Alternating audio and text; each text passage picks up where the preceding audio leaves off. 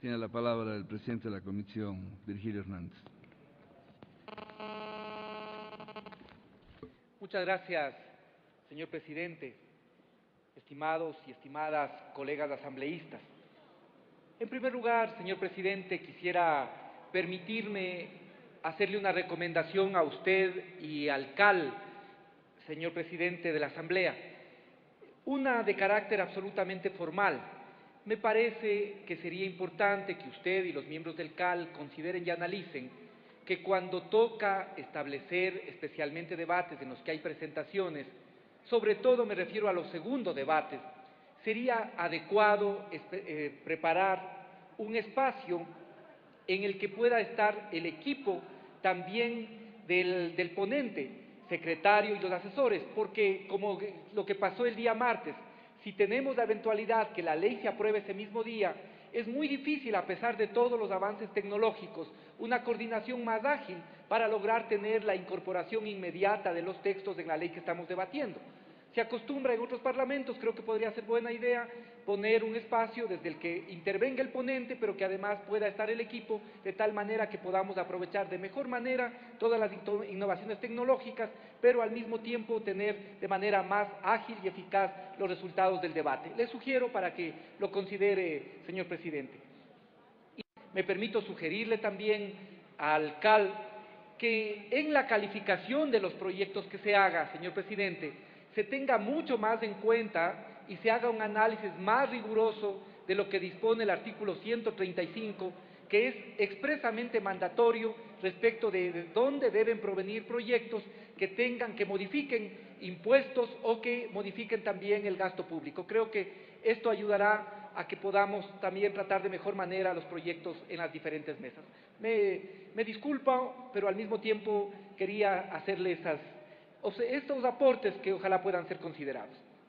Bienvenidos, gracias, Virgilio. Colegas asambleístas, efectivamente, y quizá, aunque ya dije que iba a ser dos, pero quizá es otra recomendación también que la hacemos de la mesa, y es que es muy difícil que las mesas podamos hacer un trabajo de codificación. Creo que lo adecuado sería, como en este caso, o de la ley anterior, que existían dos iniciativas, que el CAL califique la ley que ingresa primero y que luego las otras leyes puedan ingresar como insumos. Esto permitiría ordenar mejor también lo que hacemos como trabajo en las distintas mesas.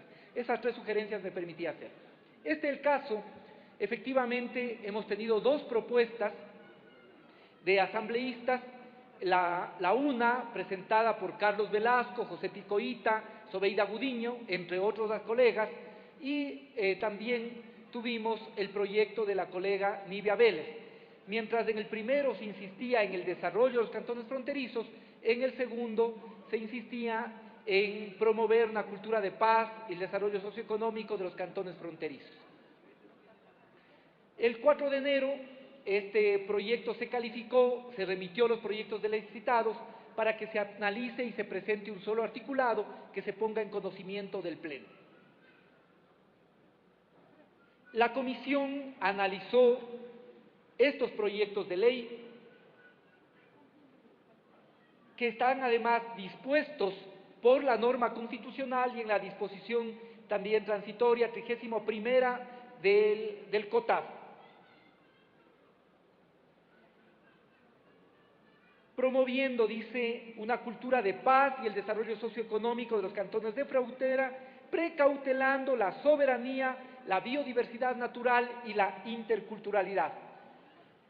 Los dos proyectos que revisamos, y este es un tema que debería considerarse, de alguna manera podemos decir que incurrían en la prohibición expresa del artículo 135 de la Constitución, puesto que cuando se crea institucionalidad y esa institucionalidad implica aumento del gasto público, estamos incursos en lo que dispone el artículo 135, el cual dispone que solamente el presidente de la República podrá presentar proyectos de ley que aumenten o modifiquen el gasto. Sin embargo, la Comisión consideró que un proyecto de esta naturaleza, que además es mandato constitucional, es fundamental, es urgente recogerlo y que hay que efectivamente tramitarlo. Pero yo expongo el criterio de la mesa en el sentido de que ustedes, colegas asambleístas, puedan también tener la posibilidad de entendernos que es muy complicado establecer normas que efectivicen este trato preferencial del que nos habla la Constitución, sin que al mismo tiempo tenga algún impacto en el tema de gasto público. Es muy difícil. Yo he recibido, y lo acepto de la mejor forma, el criterio de que hay algunas disposiciones que pueden ser retóricas en esta ley, y efectivamente así puede ser. Pero si nosotros, en cambio, establecemos algún tipo de artículo que implique o que modifique o que genere gasto público, estamos directamente incursos en lo que dispone el artículo 135. Por eso lo ideal sería que proyectos de esta naturaleza efectivamente provengan del Ejecutivo.